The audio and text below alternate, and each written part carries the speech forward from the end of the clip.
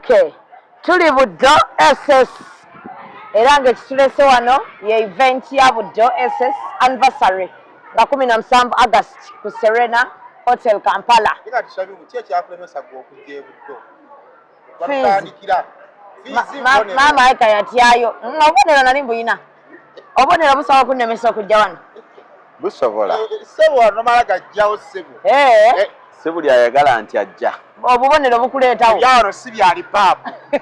Academic qualification yesooka ne financial qualification. Ya fees ozisobola ate ng'oyise. Watugoba mangu. Watugoba mangu kakana nga tuli mu meya. Mu meya nawe tuli mu meya naye si wabi wonna n'amasomero tubakiikiridde bulungi. Director tulina headmaster. Oli byonna. Kyonna kyoyagala okwogera naye ng'ekisinga obukulu omulimu gw'enkola bwa headmaster. Headmaster. Yes. Wadeeta Buganda. Yego si mulimu. Director tane kyakola mu ssomero. Mulimu ki gw'akolamu? Aba ajja n'alaba n'agamba ssente zange ziriwa. Twalinanga director ffe ng'ajja ne yeetooloola beetoola bwetolozi ne bafuluma talina mu mulimu. Aba asumba obusumba emirimu gya headmaster. Togera beera jobless mu ssomero lyo. I'm a qualified teacher. Yatandika essomero asobola okwekozesa. Headmaster sooka obuuze ku batulaba. Bannange abatulaba tusanyuse nnyo okubalaba. Mbaaniriza nnyo n'embebaza gyonna gye mukola okulaba nga mufuna ekigulira Magala Eddiba. Wano Buddo SS Lawrence Monge ge mannya omukulu w'essomero. Ensonga etutadde wano twagala okulonkinga celebrations oba ebikujjuko sinzigu ebigenda okujjukira emyaka nga bwe giweze 25 nga kwaya y'essomero eno gye tuyita Budrak eri ku stage. Budrak Buddo Dramatic Club nga eri ku stage esanyusa esomesa esaasaanya amawulire ng'era ekola ogwayo. Okubeera ku stage emyaka 25 si kintu kya kusaaga. Myaka 25 mwatandika 99 era twatandika 99 twatandika n'embaga ya Kabaka. Musaaliwo wamanna gyebaira ku TV. Twatandika ku kuyimba embaga ya Kabaka ku Twekobe mu Bulange Emmengo. Nga muyimba oli Maasomogi Musota. Maasomogi lwaddako buzzi naye twasooka Nnaabagereka kubanga oluyimba lwali olw'embaga. Alubamu yaddako yali Maasomogi naye alubamu eyasooka yali oluyimba olw'embaga. Buganda nga bufunye Nnaabagereka ku mulembe guno. Omuntu Ssaabasajja Kabaka ng'awona obuwulu abuleetera Nnaabagereka Obuganda butojere. Kati mwe mwali mwetegese ne mugamba Ssaabasajja oluleeta wali. Olukiiko olutesitiisi olwa Buganda lwali lumanyi omwami gwe bayita Posak. By that time museera ekyo yali yakamala okutwegattako ng'avudde enkoko njeru ngazze wano. Semanyi gwamanyi. Rema w'ekisoga. Ate oyo wa luvannyuma nnyo mumanyi namulaba nga kaana katonda kalaba tabimanyi kakati kisoga manyi ndimanyi alimanyi location agimanyi n'ebiseera ebiseera ebyo byama byesaaliwo headmaster yaliyo omwana muto bakamuzaala era y'omu ali mu range kingaye nti omwana 25 abanga ono era noono kati ayinza okuba nga tannagiweza alinga mu 21 kakati ali mu range bebamukube tucelebratinga abato abazaalidde myaka gino kati bagenza okuzaalibwa nga kwaya yaffe eyimba ekompozinga ennyimba esanyusa ezina ekola byonna so kati be badigidde abaabana abawala abato abajja mu myaka 25 tomulaba asanyusa abaana bato basigala basanyuka abasomesa kyembaagala bamanyi okuzzaamu abayizi amaanyi anti era bwe tosobola kuinspiringa mwana tasoma awatali motivation there's no learning osooka kumusitula obwongo ne buggulira learning ne taking a place. Abakulu abali bategeka embaga ne bamunoonya ne bamukubira essimu naga kati ndi buddo SS ne bajja ne bamukwasa obuvunaanyizibwa obw'okuyiiya oluyimba olugenda okubeera olw'omukolo ku mbaga ya Ssaabasajja Kabaka. Ekirowoozo ne bakireeta n'agamba awo waliwo kakwaya ntonotono awo yaliwo nga bakolaakola kati awo yatandikira okufuna vibe. Olwedde kubanga buli ssomero lirinawo kwaya naye nga teba serious. Kati okutandika serious performance nekitandika mu 99 mwaka ogwo 99. Ashiza Mwami Saaka mu kigenda ky'okumuleeta naye wali omuleese kwongera kuyimusa kwaya kutumbula bitone by'abaana si kulonda bukozi ekikulu si kwaya ne ebitone okubijjirayo ddala nga bannaffe twali tubawulira katusikawuti ng'omuntu alina ekitone anaatuyamba okugenda ku ddaala eddako.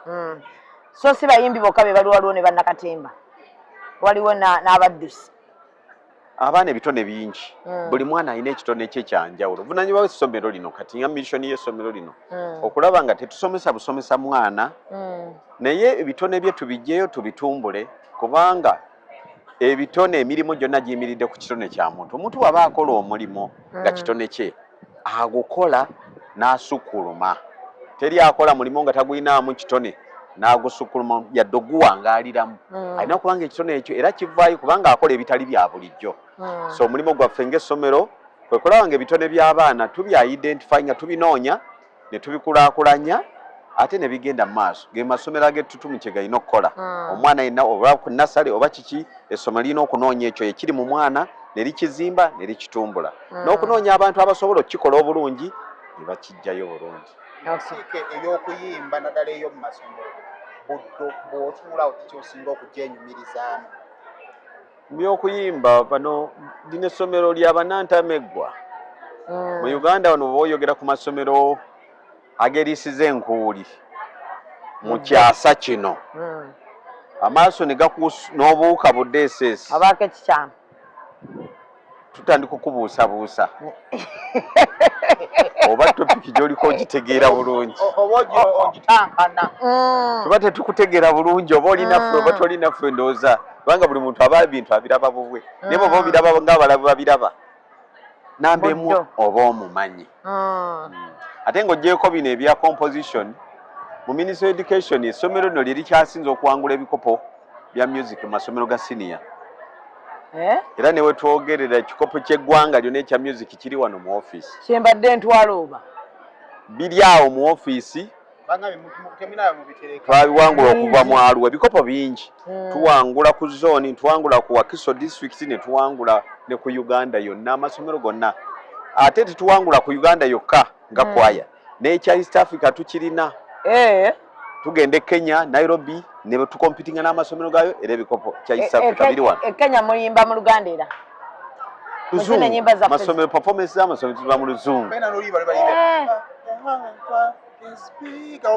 tetuyimba za Luganda zokka n'ez'Oluzungu nnyingi nnyo abatutte trouble okuziraba zisinga kubeera ku YouTube kubanga kati mwono okusinga mumanyi zino muwulira Luganda era ne musinga okwagala naye ate waliwo ab'Oluzungu eyo naye kategori basinga kubeera kati ku modern gundi zino channels social media Buddo TV tubeererayo ddala.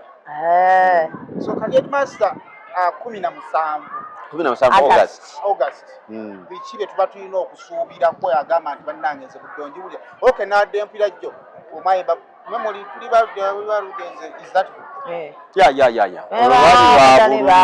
mwagenda obululu lwali lwa bululu ate luludde oba lweyo luludde lukadde lwadde oba eyo 26 nga nawulidde ng'olwajjo lulungi nnyo music waffe tugezaako okulaba nga takaddiwa ngali eva mwe mwakubidde ne Ankato oluyimba nalwo twalukoze kumujjukira kasaffe batusaba mukole kino nga mukola mukulu ng'ayiiya ng'abaana bayimba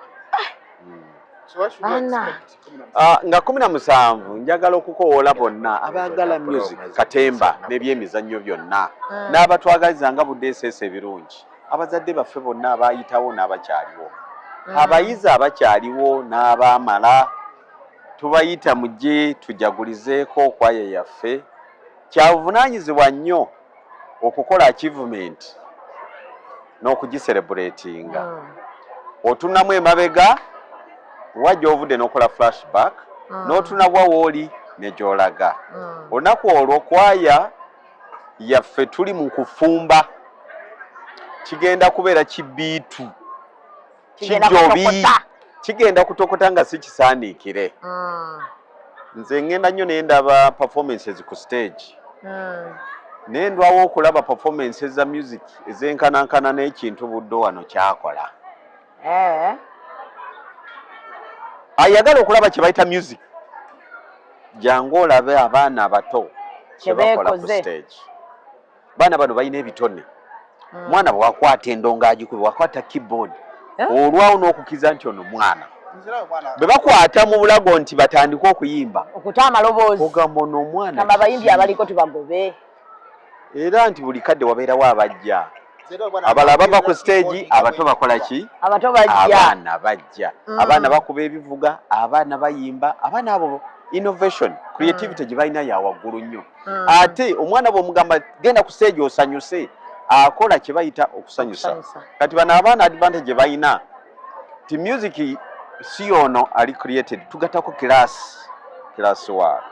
Kati tulina abayimbi mu Uganda naye kye bayita music nga takimanyi ne definition nga tagimanyi amugamba teekamu ka vibe n'atandika didididi agenda ku rhythm ekitegeeza ekyo naawe oli omu kubakkiriza nti music w'ennaku zino tamala wiiki ng'okyamuwulira anti tebaasoma music kati wano ne mu kirasi music ava mu kirasi waliwo kye bayita sight singing abaana basoma staff notation ne bayiga kye bayita rhythm ne bayiga kye bayita beat ne bayiga timing ne bayiga kye bayita melody kitegeeza ne bayiga kye bayita instrument kyeki ne bayiga sound eza buli kika kyonna what is sound ng'akitegere sound ki eyakaguwa eyaki sound eya string sound eya wind ng'ofuwa bufuyi sound eyaki byonna babikola ne babitegeera bulungi nnyo mu ngeri ey'ekikugu kati wajja okuperforminga addira ekitone nakiri kyaze mu class n'ablendinga najjayo ekintu ekituufu n'atayimba music atali ali off key abantu bangi bayimba naye nga music ali off key anti baflatinga oba obirabako ebivulu obirabako baflatinga n'ennyimba n'oziwulira nga producer yabadde alwana naye bulwanaganyi nga yamunonako bangi ba producer owulira nga oli ayimba naye nga producer wagira n'abuukamu awo anone ku muki ku muyimbi asobole okugattawo oluyimba luggweko kati ebibeerawo nnyo nga producer banonako abavubuka nti abaagala okuyimba naye nga mutuufu kyakola takola ki takimanyi kati ebintu ebizibu ebyo tubirina naddala abaana abato kati omulembe bwalaba baagundi baafuna sente bakamiliyoni babobi wine baani nga naye ga bannange ekintu kino kikwatayo sirina mulimo numbye myuki music nga naye atandika kunoonya vibe ye ng'anoonya wali kidongo bannaye producer nkooneramu awo ninakahiti kange kazze kasabula kati gwe noonya oba n'asooka endongo n'egenda ng'ateekamu ebiki ebigambo ng'abojja nga music yamumaze naye bw'ombuuza kiki ekyo luyimba type ya music eyo type ki biki byoyogera awo bonna tuli babagoba mu music oyumbira mu kiki mwotambulira olaba n'amabano ku makiwa entule tulina bwe twagala okukuleetera obazaale buzazi nedda kati abalaba makiwa waliyo music school Kampala music school bajja genda babayigirize Makerere University music schools tubamanyi balina emputtu nyingi nnyo music schools mu Uganda zisomesa abakulu abagala music bamuyige bakole ekintu kye bategeera osobola ogendayo ne weewandiisa ng'oli muntu mukulu ne bakuyigiriza music naawe n'okuguka ne bakuyigiriza okuba ekivuga n'okuyimba nobeera nga music omuwuliriza ng'omutegeera na bulungi. So Headmaster, promo ziraba ezigenda mu maaso? Promo tuziraba baziyita prom. Headmaster kali ako gandi baziyita onzise agenda kunzita kigambo mbadde sikitegedde Headmaster ati gwe twakolaga kiro mmo onoosonyiwa tetwakolanga prom nsaba kunsonyiwa mukama wange olw'okwogera ekigambo ekitali kyazongo butuufu mu ssomero kibadde tekiriyo ekyo badde nkinoonya nga sikitegeera ati prom bawulidde ayekawulidde yekka bali wala prom wamma headmaster prom oziraba prom tuziraba eya wano yawedde wano ly'essomero ndooza mu Uganda lyokka eritabeeramu prom ebintu ebyo nze nasooka abamu okubitunuulira ne ntegeera nga neebuuza ekigendwa kyayo kyannema bwe kyannema ne sibitandikira ddala bwe nayinterectingako n'abakulu b'amasomero ababirina ne baŋŋamba totandikanga ekintu ekyo tebakuteekangako pressure kiri ne kijja mu ssomero era buli ajja wano mugamba omugaso situgumanyi lwaki ebintu ebyo weebiri n'ekigendwa kyabyo nga tebikwatagana na bigendwa bya ssomero lyaffe nga advantage zaabyo ntono nnyo tezizitowa kutusazisaamu byonna kukiteekako era mugenze mulaba gye kigenze kigwera nga bakyonoonedde ddala n'abakitandika nga tebakyakitegeera direction gye kikutte ng'abaana kibitadde mu buzibu awamu n'abazadde byonna yonna gye biri prom is a very big problem to school administration ku baana bennyini n'abazadde kuba abaana oba olina obbasanyusaamu akadanke kabeerawo nga kalina ekigendererwa nako anti wano nga bamaze ebibuuzo n'obawaamu akadanke ako okumala ebibuuzo biriwa bino ebya senior 6 n'akwaniriza senior 1 okujjako ezo ezibeerawo ez'okwaniriza senior 1 senior 5 naye bino ebyogamba senior 6 nga bagenda awo n'obategekera kiro mo akamantaalo tekabeera budeeseesi baba w'amasomero agali strict. This is one of the most serious schools you can find here. Ezo nonsense tizisobola kubeera wano kubanga what is the intention of kadanke gwosoose okola ebibuuzo abaana kugamba nti ekyo nkimaze kati ngenda makerere ogenda makere gwosooseeyo gwosoose okutuula senior 6 abaana bawano tukola mentorship abaana wano babeera mentored every Wednesday kati ng'olwaleero lwakuba mwazze buli Wednesday kuva ssaawa 4 paka 6 tukola mentorship guidance and counseling okuzimba omuntu tufuna talks ez'enjawulo ebintu bino byonna topics netubyogera kabaana bangi bayise mu masomero ne programs ngezo teziri eza mentorship buli kintu bakikritikinge yadde okyali muto ekitakuyamba tokimaliramu budde ogenda mu bibuuzo ng'omalira budde mu disiko pepa ekukube akakadde eddakiika 10 obaako topiki gy'ofunza lwaki oyo noona obudde after exams ojja bisangayo nga bingi muvaako baba bakola mirimu ki tusirika nga tubatuvuma obwavu naye kale atleast olinamu kasente kati baba babadde basirika bigambo ki byoyinza okukattiriza ku bintu ebibadde bizze nga byegattiriza mu masomero kino nekijja ne tukibuukira kino nekijja ne tukibuukira abaavu tubadde twasirika si kyabwavu ebintu ebigenda mu maaso mu Uganda nsi yakukoppa copy and paste tukopye nnyo ebintu bye tulaba mu nsi endala ne tubireeta holosero nga tetusengeze era bannayuganda bangi ekizibu bye tusinga okufuna biva mu kujampinga ku bandi wagoni nga tosobodde kusengejja kiki ekyo kingasa nkigendemu. It's not about money. Kubanga sente buno bugunjufu abazungu baleeta ebyenjigiriza wano mu biseera bya colonial time basangawo obugunjufu aba-Africans ne bannayuganda baali batambulirako along the way tugenda tumisinga point esingira ddala okubeera ekikulu education ne civilization byandibadde bitambulira wamu. Civilization ke kaliwa babuyita bugunjufu bwedda kekatogamba mu Luganda obugunjufu nti obugunjufu omwana yandibadde nga level ye gyakomye okusoma n'obugunjufu bwe butambula naye osanga omuntu diguli eri ku mutwe ng'obugunjufu ate buli wansi nga bwa nasale ng'atama n'osanga graduate ng'alowooza nga atagendangayo sikulowooza naye nga byakola ne neeyisa ate yawa nsi nnyo noga yii noono baamutikira yeeyisa bw'ati n'okusoma kakati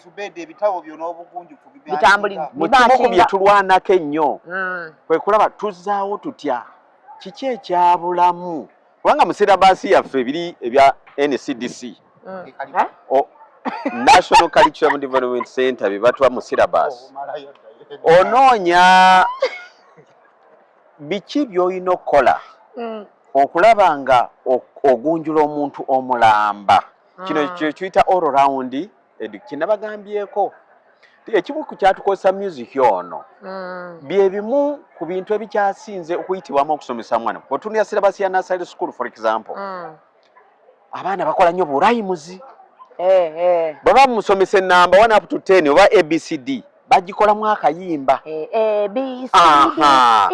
learning is faster and better when it is musical okusoma kwanguwa nnyo era kutegerekeka nnyo ng'otaddemu okuyimba kati bw'oba oyagala okukozesa method y'okuyimba ofuna kinene nnyo era ne kigguka nti bw'oba oyina by'oyagala okutereeza abayimbi nga bwe mulaba abayimbi bonna ne bannakatemba be bantu abaleeta emisono emirungi n'emiki n'emibi n'abayimbi kakati abantu abo be bagenda either batwonoonera obugunjufu bwaffe oba ababwongerako puroguramu zino twaziteekawo abenga ziyambako nnyo zikozesebwa okusomesa abaana kuki kyembagambye okujjuliza obugunju nga tutaddeko n'okuyita abantu ab'enjawulo abalala bazadde abalala ki okwongera okushapinga behavior z'abaana enneeyisa kiki kyasuubirwamu alina kukola atya bwambeera mu mbeera eno nina kukola ki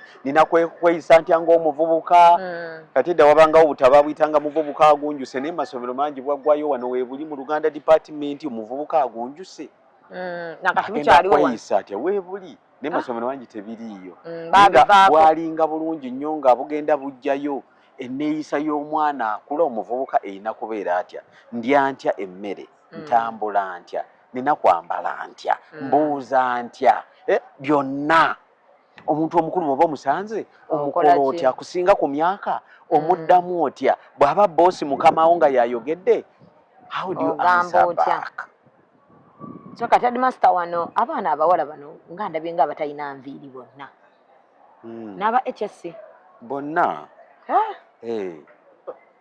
ate enviiri zigasaaki anti feeling good zigasaaki feeling beautiful yiya kusomero kusoma eno beauty contest damu si yeyo wano bajja kukola ki kusoma as simple as that so wano tewakkiriza enviiri ze zisoma so oli bwajja kati nga abalina enviiri enkulu be bafuna 18 kati bwaba nga bano abaana abakyotala abo bwe bati baki olina kukola school program kyegamba no hair teri tikkirizibwa wano eno kalicha ya wano tozireetawo ozisala ate amasimu tulina abaana betulaba ku TikTok nga beekutte bali ku ssomero balina amasimu ebyo biri walala gye tubiraba naye wano tewali n'essimu tekkirizibwa nga yingi ogobwa bugobwa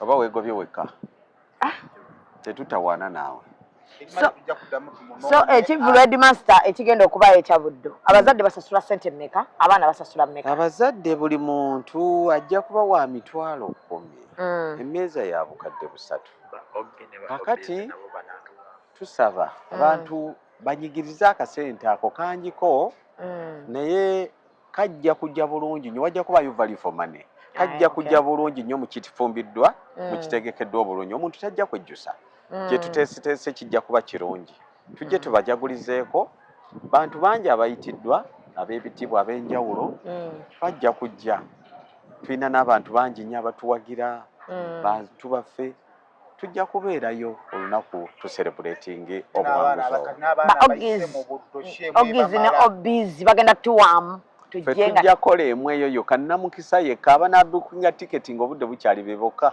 ate ba ogizi banaatuwamu bali abayimba edda mu bonna balina okubeera era bali mu kweteekateeka kigenda kuba kikambwe kigenda kuba kikambwe kati bakazi bakulu abalala headmaster mulima n'okulima wano tulimira ddala togula mmere bweru essomero lyaffe lyerimu kugalima emmere ne galiisa abaana n'okulunda tulima n'okulunda tulunda so bondabye abaana ali balya fruits nazo zibeerawo anti ebalanced diet tuyiseewo okulya obulungi si nnyama okulya obulungi kwe kubeera nti ebibala ebyo bikulu nnyo mu nutrition.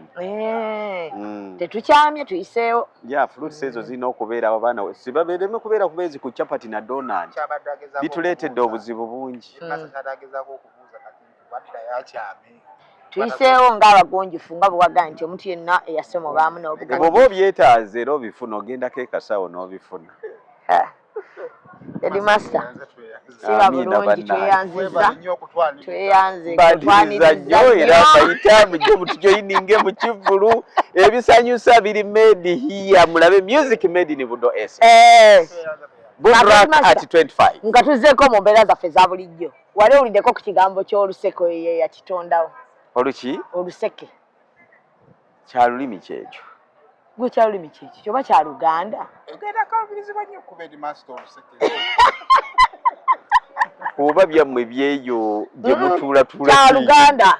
Ayinza okuba nga siranga zeewammwe eyo gye mubeerabeerako eyo mutuulako tutuula. Oli akugwako sente z'olina n'azikusaba. Ng'azisanze ziri awo. Kwegamba bannaye tulina okuyiga financial literacy. Tulina okuyiga waliwo ennaku zino banka ligezaako gyokola financial literacy. Teri muntu agaggawala nga sente ateeka buteesaawo abatalina kigendera ne basika enseke ne batwala. Obugagga neeyisa n'obwavu neeyisa. Ezimu ku practices bw'oba oyagala okuva mu bwavu kwe kuteekawo sente ab'enseke bagye batwale. Leka kutononera bagagga. Sente erina okuva mu banka ng'erina ekigende so si kubeeraawo buli kirereese avudde kimala Headmaster. Okubya omaze kimala butuuse era bakyusizza mu mbeera za guno mulembe mutebi tulina ebigendererwa tobeeraawo atena kigendero buli asanga aleeta enseke. Bannamusiibe bulungi. Tusonyiwa busonyi nti enseke zo twalako awalala. Naye atubale ne tugwanga ku muntu gwe tukuba luseke ng'alinamu aka financial literacy. Tebalina. Nezo gye bali eyo. Naye tebibeere eno nkola si ya bugunjufu. N'okutambula n'ensekeseke ezo ng'ogenda ozisimbasimba nakyo si kya bugunjufu.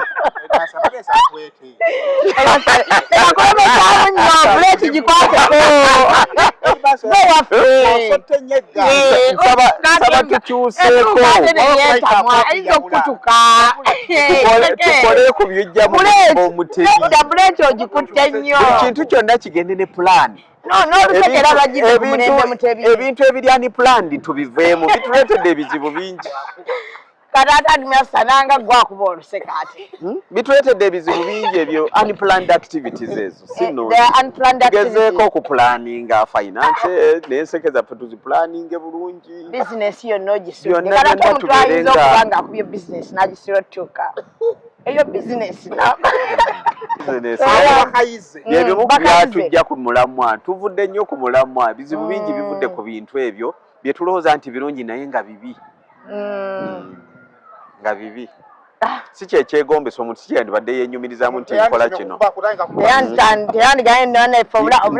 Ndi specialist mu kino. Gwe mulimu gwenkola. Kano obadde okimanyi nga kyakunyiiza dda kubanga enkuba gy'okikubye abatakubangako yadde oluseka onyiiza nnyo Headmaster. Tusinkane nga 17 era tujja kuyitako bwe tutyo kubuuzaako mukama waffe gyebale nanti ekigendera kirala nnyo. Tujjako tuze kusanyuka.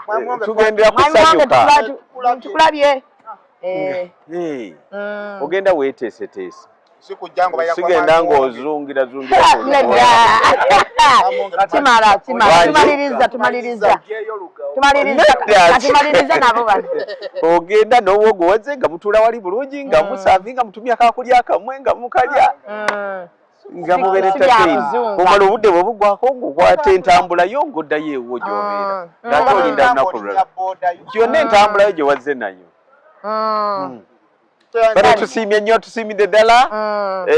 Katooko kabadde kalungi mwe bali kuba bannamawulire balungi nnyo sibo mwe bali kutusanyusaamu afternoon ya leero kawungezi ka leero twesunga abalabi bonna tusinkane ka 17 August mu Serena nga Budrak celebrating 25 years Silver Jubilee celebrations. Kibitu kiri wali nja kubaaniza nze ng'omukulu w'essomero nja kusanyuka nnyo okubalaba temujjanga okwo. Naawe bayika bazze kukwata mba n'akuwulira. Are you a female business owner in Uganda looking to grow and transform your business? Grow empowers you with access to entrepreneur services, accelerating your business growth from micro to small and from small to medium enterprises. Grow provides comprehensive support, including training, startup tools, business formalization, certification, networking opportunities, access to affordable credit and grants, coaching, and mentorship, with all resources available for free. For more information, please visit grow.psfuganda.org or grow.go.ug or contact the PSFU Grow officers at Trust Towers, Ground Floor, Plot 4 Chadondo Road, Nakasero, or the Ministry of Gender, Labour and Social Development at Plot 2 George Street, Simba Manyo House, 3rd floor. You can also reach out via email at grow@psfu.org.ug or info@grow.go.ug or call us at +256 394 514 071 or WhatsApp us on +256 762 304 961. This message is brought to you by the Grow Project, a Government of Uganda project implemented by the Ministry of Gender, Labour and Social Development and PSFU, funded by the World Bank. Grow, generating growth opportunities and productivity for women enterprises.